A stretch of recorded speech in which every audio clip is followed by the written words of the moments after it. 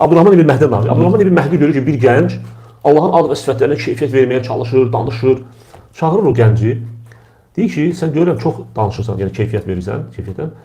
Gəl biz birinci hələ Allahdan yox, Allahın məxluqlarından danışaq. Əgər bunların keyfiyyətini başa düşsək, sonra Allah Taala'nın ad və sifətlərini danışarıq. Deyir, razıyam. Deyir, Allah Taala Quranda buyurur ki, Peyğəmbərimiz sallallahu əleyhi və səlləm buyurur ki, o Cəbrail əleyhissalamı gördü və o üfüqü bürümüşdü və onun 600 qanadı vardı. Cəbrail əleyhissalam. Deyir, mənə izah edə bilərsənmi, necə qanadların keyfiyyəti nətərdir? Gənc deyir ki, mənim təsəvvürüm yoxdur bu arada.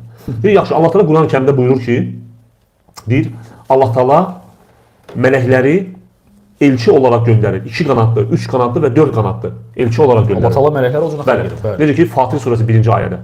Deyir, sən mənə izah edə bilərsənmi? 2 qanadlı necə olur? Sağda solda. Bəs 3 qanadlı Allah. nətər uçur, necə uçur?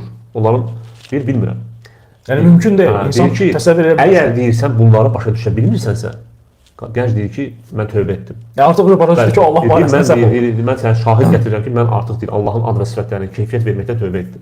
Yəni sələflər görsün nə cür zəkalı, yəni bu cür.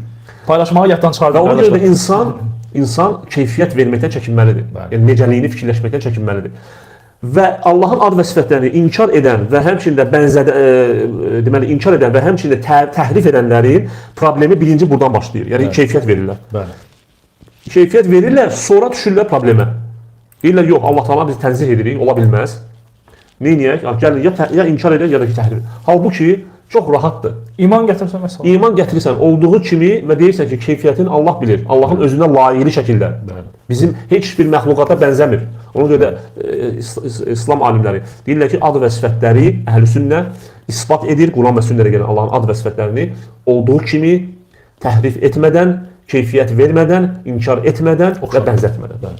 Yəni, bu 4 şey çox önəmlidir. Bunları qeyd edin, əzbərləyin. Bəli, bu Allahın ad və sifətlərini demək iman barədə idi.